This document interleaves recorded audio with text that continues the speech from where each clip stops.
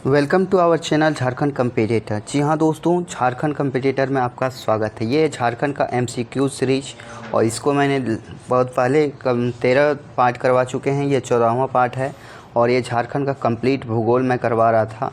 JPSC, JSSC और जेटेट, बता दें जेटेट में आपका नया सिलेबस जुड़ा है जिसमें झारखंड के सामान्य ज्ञान को पढ़ना है और एक्साइज कांस्टेबल हो और झारखंड के जितने भी सारे एग्ज़ाम हैं जिसमें झारखंड पूछे जाते हैं उसके लिए मोस्ट इम्पॉर्टेंट हैं। तो हमारे चैनल पे नए होंगे, चैनल को सब्सक्राइब जरूर कीजिएगा। चलिए, एक मोटिवेशनल थॉट है कि संघर्ष एक ऐसी चीज़ है जो आपको वास्तविक रूप से खोजती है। जी हाँ दोस्तों, संघर्ष ही एक ऐसा चीज़ है जो वास्तविक रूप से आपको निखारता है, आपको हमेशा खोजता है। यदि आप संघर्ष करते हैं तो हमेशा निखरते ही हैं। ये है झारखंड का ब्रह्माशास्त्र, जिसको मैं इसी चैनल के माध्यम से पढ़ाने की कोशिश कर रहा हूँ। वीडियो अच्छा लगे तो ज़रूर सपोर्ट कीजिए। चलिए स्टार्ट करते हैं। पहला क्वेश्चन है 46 नंबर क्वेश्चन। और ऑलरेडी मैं राष्ट्रीय उद्यान के बारे में बता दिया था, कुछ और राष्ट्रीय वन से संबंधित और राष्ट्रीय अभयारण्य से संबंधित रह गए थे, तो उसको आज मैं कंप्लीट कराऊंगा। पहला, बिरसा मृग विहार निम्न में से किसके संरक्षण के लिए प्रसिद्ध है? तो बिरसा मृग विहार जो है सांभर और चीतल दोनों के लिए, सांभर और चीतल दो ऐसे जानवर हैं, उनके लिए जो है बिरसा मृग विहार संरक्षण के लिए प्रसिद्ध है। बिरसा मृग विहार खूंटी जिले के कालामाटी में स्थित है। कहाँ स्थित है बिरसा मृग विहार? खूंटी जिले के कालामाटी में स्थित है। ये सांभर और चीतल के संरक्षण के लिए स्थापित है। तो बिरसा मृग विहार कहाँ है? तो ये खूंटी जिले के कालामाटी स्थान में है और ये सांभर और चीतल के लिए है। ऐसे क्वेश्चन आपके एग्जाम में पूछे जाते हैं। अगला क्वेश्चन है, निम्न में से किस अभयारण्य के मध्य में हरी पहाड़ी नामक झील स्थित है? तो हरी पहाड़ी नामक झील जो है तोपचांची अभयारण्य में स्थित है। कहाँ स्थित है? तोपचांची अभयारण्य में स्थित है। तोपचांची अभयारण्य जो झारखंड के धनबाद जिले में स्थित है और इसी के मध्य में इस झील का नाम हरी पहाड़ी है। इस झील का नाम क्या है? मध्य में स्थित झील का नाम क्या है? हरी पहाड़ी है। तो तोपचांची अभयारण्य कहाँ है? धनबाद में, और इसी पर है हरी पहाड़ी। कब भारत सरकार द्वारा सिंहभूम जिले को देश का प्रधान गज राज्य के रूप में अधिसूचित किया गया था? भारत सरकार द्वारा सिंहभूम जिला को देश का प्रधान गज आरक्ष के रूप में कब अधिसूचित किया था? तो 26 सितंबर 2001 को। कब किया था? 26 सितंबर 2001 को। 26 सितंबर 2001 को भारत सरकार द्वारा सिंहभूम जिला को देश का प्रथम गज आरक्ष के रूप में अधिसूचित किया। यहाँ 1992 में हाथी परियोजना प्रारंभ की। ये भी इम्पोर्टेंस है कि जो सिंहभूम जिला में है प्रधान गज आरक्ष, उसमें हाथी परियोजना की शुरुआत कब हुई? तो 1992 में हुई थी। अगला क्वेश्चन देखते हैं, साहेबगंज क्षेत्र में राजमहल जीवाश्म उद्यान निम्न में से किसके द्वारा विकसित किया गया? तो जीवाश्म जो उद्यान है राजमहल जीवाश्म उद्यान, यह किसके द्वारा विकसित किया गया था? तो नेचर क्लब के द्वारा विकसित किया गया था। झारखंड राज्य बनने के बाद साहेबगंज क्षेत्र में राजमहल की पहाड़ियों के इर्द गिर्द नेचर क्लब द्वारा राजमहल जीवाश्म उद्यान विकसित किया गया था। राजमहल जीवाश्म उद्यान जो है यहाँ पे विकसित किया गया था नेचर क्लब के द्वारा। अगला क्वेश्चन है, टाटा स्टील जंतु उद्यान कहाँ स्थित है? तो टाटा स्टील जंतु उद्यान ये जमशेदपुर में स्थित है। कहाँ स्थित है? जमशेदपुर में स्थित है। अगला क्वेश्चन है, तेनूघाट पश्चिमी बिहार झारखंड के किस जिले में है? तेनूघाट पश्चिमी बिहार झारखंड के किस जिले में है? तो यह बोकारो में। कहाँ पे है? बोकारो में।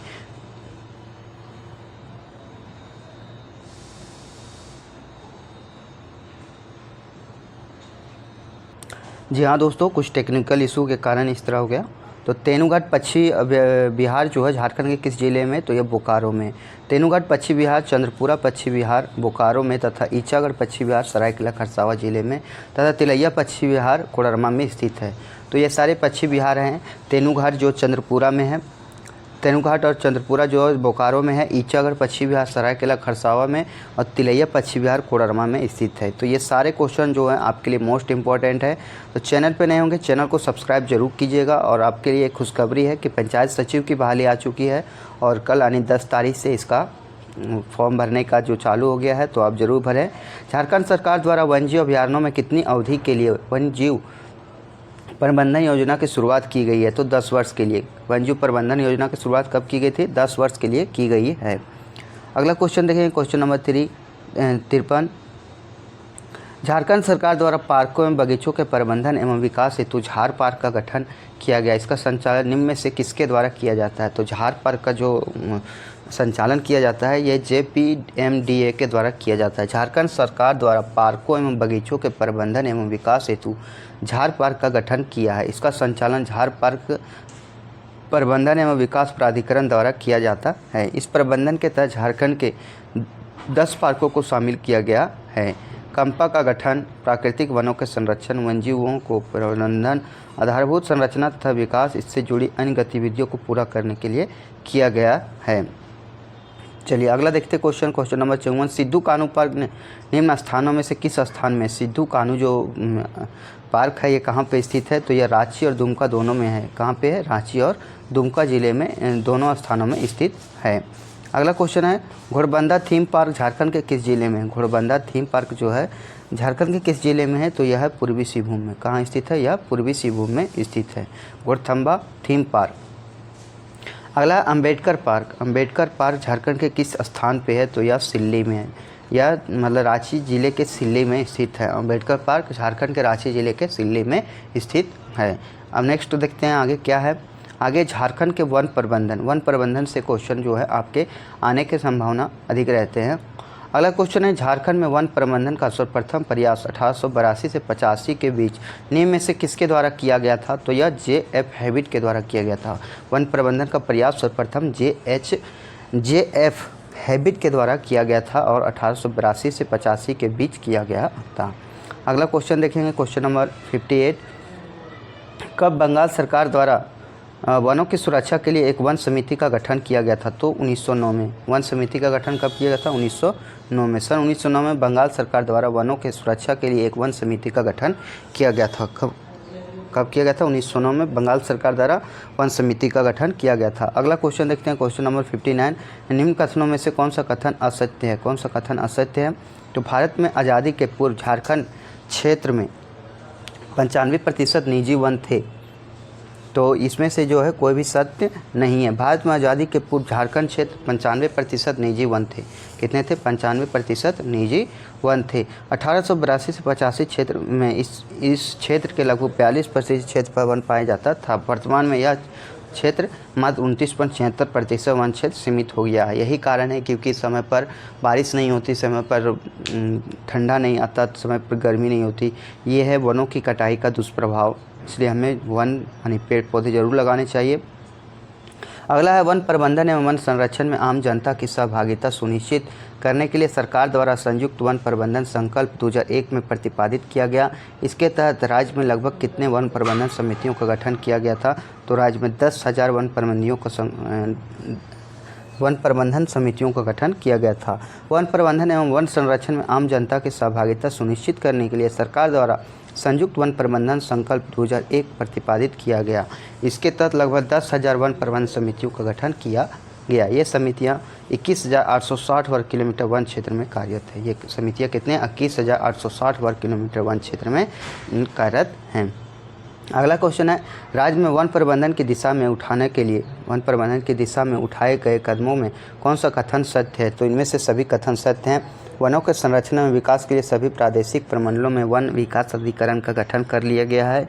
बिरसा कृषि विश्वविद्यालय में संबंधित वानिकी कॉलेज में एक वानिकी संकाय की स्थापना की गई है और राज्य में 9 लाख हेक्टेयर से अधिक बंजर भूमि पर वन रोपण का कार्य प्रारंभ कर दिया गया है। तो ये सारे कथन जो हैं सही हैं।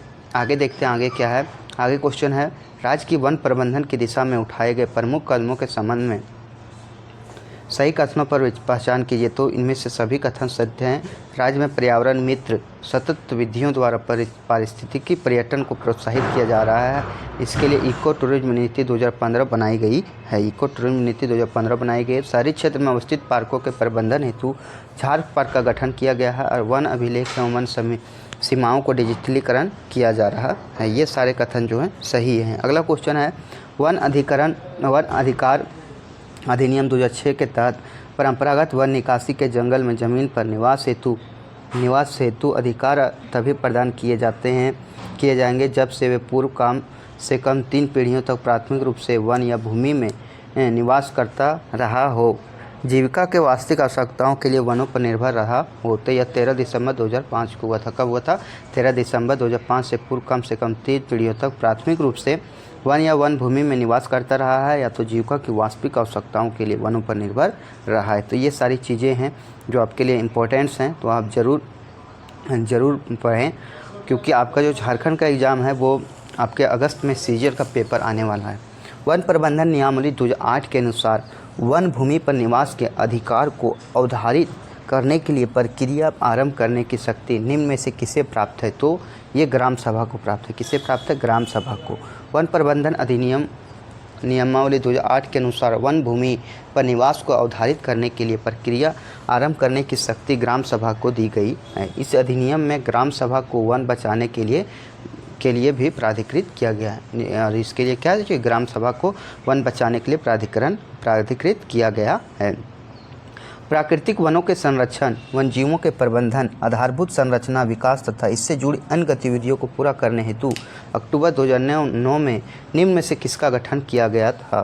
तो ये कंपा का गठन किया गया था। क्या चीज़? कंपा का गठन किया गया था। झारखंड प्रतिपूरक वनीकरण कोष प्रबंधन एवं योजना प्राधिकरण, कंपा का गठन अक्टूबर 2009 में किया गया था। तो ये सारे क्वेश्चन इंपॉर्टेंट हैं। अगला यह है, इसी मोटिवेशनल थॉट के साथ सेशन को लास्ट करेंगे कि कोई भी लक्ष्य मनुष्य के साहस से बड़ा नहीं, हारा वही जो लड़ा नहीं। जी हाँ दोस्तों, हारा वही है जो आज तक अपने इस कंपटीशन के दौर में लड़ा ही नहीं है। आपको लड़ना पड़ेगा, आपको जीतना होगा। तो चलिए, धन्यवाद। जय हिंद, जय भारत, जय झारखंड। अपना और अपने परिवार का ख्याल रखें।